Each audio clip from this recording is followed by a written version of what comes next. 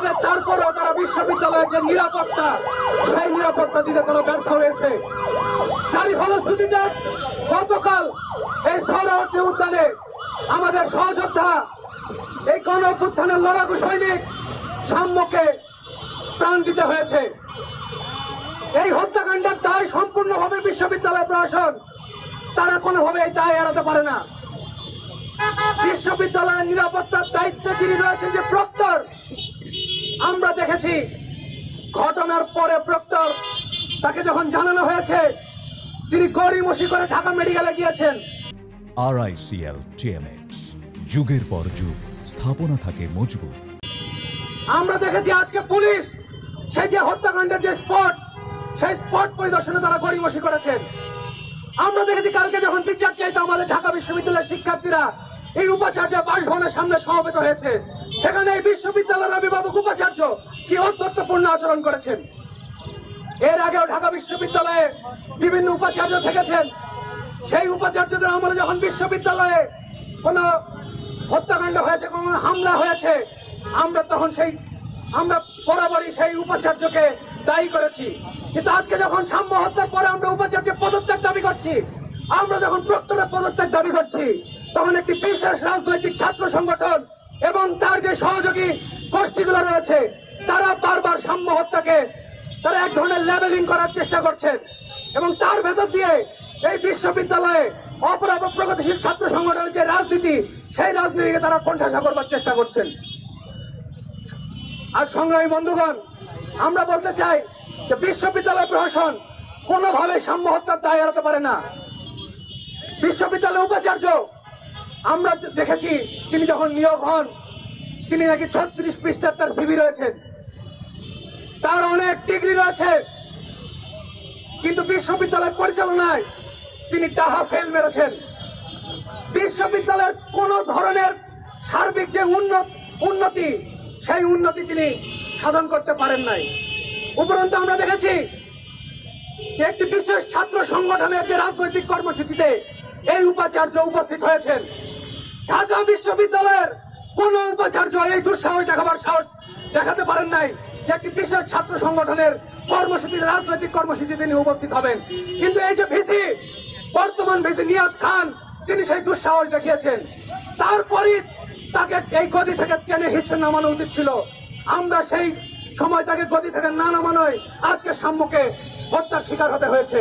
সেই ঢাকা বিশ্ববিদ্যালয়ে দেশের বিভিন্ন প্রান্ত থেকে, ঢাকা শহরের বিভিন্ন প্রান্ত থেকে মানুষজন আসে এবং তার যে একটা জীবনের যে জয়গান, সেই জয়গানে কিন্তু এখানে সামিল হয়।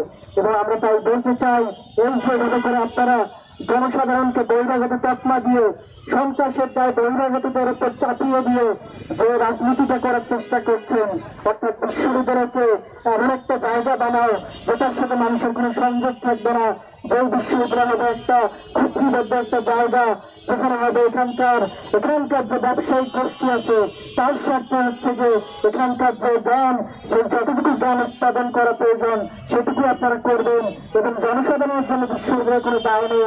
এরকম একটা জায়গা যদি বিশ্ববিদ্যালয়কে নিয়ে যেতে চান, তাহলে আমরা কিন্তু হুঁশিয়ারি করে বলে দিতে চাই, আপনাদের এই পরিকল্পনা সেই পরিকল্পনাতেই থাকবে, সেটার কিন্তু কোনো ধরনের বাস্তবায়ন ঘটবে না। ফলে বন্ধুগণ, এই যে সাম্য হত্যা, এই সাম্য হত্যার বিচার এবং আমাদের যে পদত্যাগের দাবি, সেই দাবিতে আমাদের আজকে কর্মসূচি চলমান। যে আজকে আমরা এখানে কেন দাঁড়িয়েছি, আমাদের পূর্ববর্তী বক্তারা বলেছেন, গতকাল বিশ্ববিদ্যালয় সংলগ্ন এই সোহরাওয়ার্দী উদ্যানে আমাদের একজন সহযোদ্ধা, যিনি জুলাই গণঅভ্যুত্থানে জীবনের বাজি রেখে তিনি এই জুলাই গণঅভ্যুত্থানে গিয়েছিলেন এবং বিজয় ছিনিয়ে আনতে তিনি ভূমিকা পালন করেছিলেন এবং তিনি বাংলাদেশ জাতীয়তাবাদী ছাত্র দলের এফ রহমান হলের দায়িত্ব থাকা একজন ছাত্র নেতা। আমরা দেখেছি যে বিশ্ববিদ্যালয়ের সেই একজন শিক্ষার্থী এবং একটি ছাত্র সংগঠনের নেতা, তাকেও আজকে কুপিয়ে হত্যা করা হলো এই বিশ্ববিদ্যালয়ের প্রাঙ্গণে। সংগ্রামী বন্ধুগণ, এই ঘটনায় আমরা অত্যন্ত উদ্বিগ্ন এবং বিক্ষুব্ধতা প্রকাশ করছি। সংগ্রামী বন্ধুগণ, আমরা বলতে চাই, 5 আগস্টের পরে আমরা এই বিশ্ববিদ্যালয় কেমন চেয়েছিলাম, সেই বিশ্ববিদ্যালয় সম্পর্কিত অনেকগুলো আলাপ আলোচনা এই বিশ্ববিদ্যালয়ের